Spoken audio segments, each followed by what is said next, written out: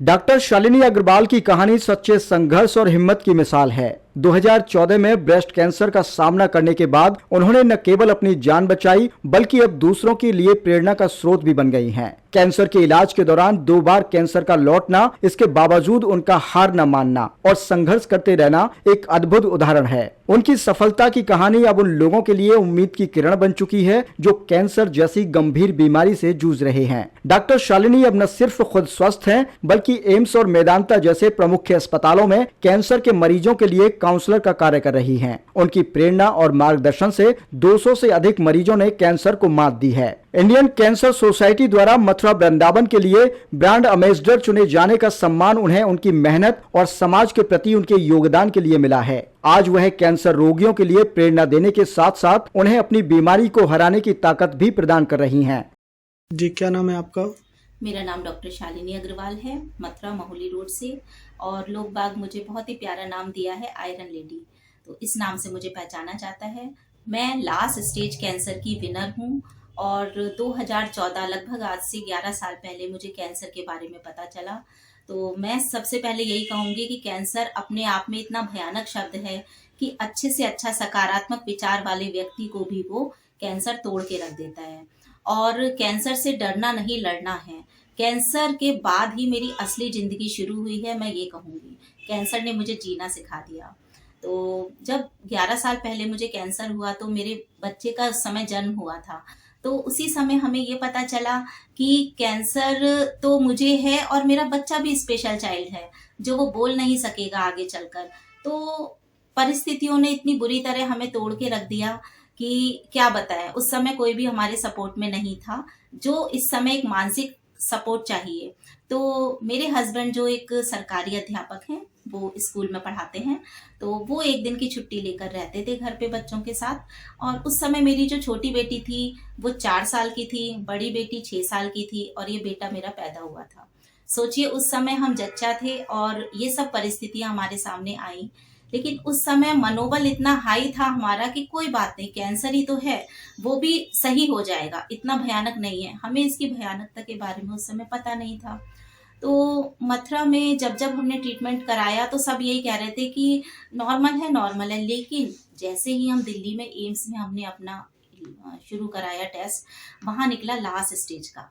उस समय हमारी पैरों तले जमीन खिसक गई। उस समय हमने कहा कि हौसला दिखाना पड़ेगा, क्योंकि रास्ते पर सब चल लेते हैं और जो रास्ता खुद बनाए वही भीड़ में से थोड़ा अलग नजर आता है। यही सोच के हमने फिर अपनी जर्नी शुरू करी। आप विश्वास नहीं करेंगे कि कैंसर एम्स में कराना दिल्ली में, और डेली जाना और डेली वापस आना, और यहाँ पे बच्चे छोटे थे।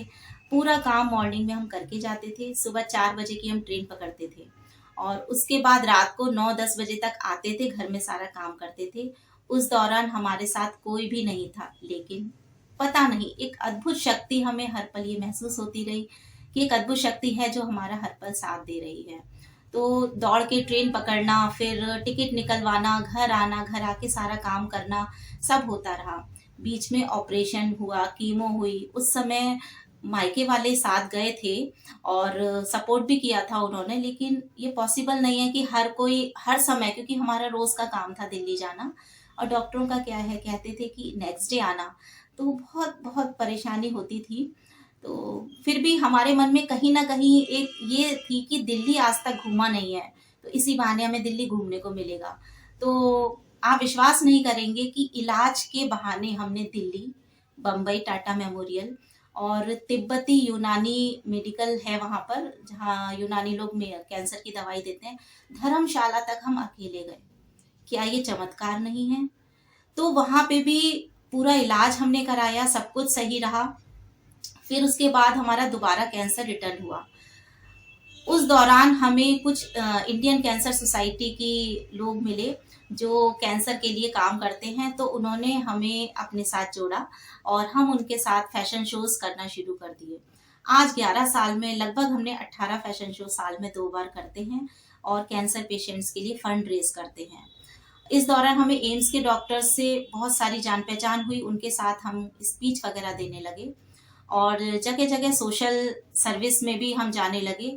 फिर उसके बाद 2019 में जब ये डॉक्टरों ने कहा कि अब आपके ऊपर सारी दवाएं फेल हैं, अब आपका इलाज नहीं हो सकता, तो तब तक हम बहुत स्टेबल हो चुके थे। कैंसर पेशेंट्स को देख देख के हम समझ चुके थे कि सिर्फ हमारी ही इतनी दुखदाई तस्वीर नहीं है, हमसे ज्यादा दुखदाई लोग और भी हैं। तो यहाँ पे हमें बहुत मनोबल मिला और फिर हम भगवत गीता की शरण में गए। और भगवत गीता सबसे पहले व्यक्ति का मोह दूर करती है, फिर रोग दूर करती है, और वो इतने सकारात्मक विचार देती है कि व्यक्ति का जीवन जीने का नजरिया बदल जाता है, दृष्टिकोण देखने का बदल जाता है। तो हम ये कहेंगे कि भगवत गीता सिर्फ हमें कैंसर पेशेंट्स को नहीं पढ़नी चाहिए, वो हर किसी को अपनानी चाहिए। और जीवन में चमत्कार भी उन्हीं के होते हैं जो भगवत गीता को ना सिर्फ पढ़ते हैं बल्कि उसके वचनों पर अमल करते हैं। श्री श्री रविशंकर जी ने इसी दौरान हमें भगवत गीता की शिक्षिका बनाया। हम ऑनलाइन और ऑफलाइन दोनों उनको भगवत गीता सिखाने लगे, देशी विदेशी लोगों को, और लोगों की मेडिकल काउंसलिंग करने लगे। इसी दौरान हमें राजस्थान की शिल्पा शुक्ला जी हैं जो पूरी तरह टूट चुकी थी और सुसाइड अटेम्प्ट करने जा रही थी, तो उनको हमने अपने बातों से इतना मोटिवेट किया कि आज वो खुद दूसरों को मोटिवेट कर रही हैं और उनकी जीवन से जैसे दुख दूर ही हो गया। उन्होंने भी भगवत गीता की शरण ली। इसी दौरान बम्बई से एक हमारी एयर होस्टेस हैं, वो भी डिप्रेशन में थी। ऐसे ऐसे करते करते करते करते हमने जीवन में अपना ये अपना लिया कि हमें दूसरों को खुशी प्रदान करनी है। और आप विश्वास नहीं मानेंगे आप लोग कि ये जो विचार है ना, कहते हैं कि जैसे विचार होते हैं व्यक्ति का जीवन वैसे ही बनता जाता है। तो उसी तरह हमारे जैसे विचार होंगे, बॉडी वैसे ही रिएक्ट करने लगेगी। तो यही चीज हमारे जीवन में भी सफल हुई। हमारे विचार चेंज होते गए, हमारी बॉडी बिल्कुल ठीक होती गई। आज 5 साल हो गए, लास्ट स्टेज का कैंसर, 5 साल से कोई भी दवा नहीं खा रही हूँ, और डॉक्टर ने एम्स में हमारी फाइल भी क्लोज कर दी है, ऑपरेशन हो चुका है। आज जब भी जाते हैं डॉक्टर हमें सैल्यूट करते हैं और वो कहते हैं कि मैडम आपका अस्तित्व इस दुनिया में नहीं है। आखिर ऐसी क्या शक्ति है कि जो आप इतना लंबा चल गए। लास्ट स्टेज का कैंसर ज्यादा सरवाइव नहीं कर पाता, आज आप लोगों के लिए प्रेरणा स्वरूप बन पा रहे हो, तो ये क्या कारण है। तो हम यही कहेंगे, सकारात्मक विचार, समय पे भोजन, समय पे हम थोड़ा ये जो सिद्धू जी ने बताया था, ये काफी हद तक मेरी लाइफ में भी सही हो रहा है। अन्न को कम कीजिए, मिलेट्स पे ज्यादा आइए, हल्दी पानी लीजिए, तुलसी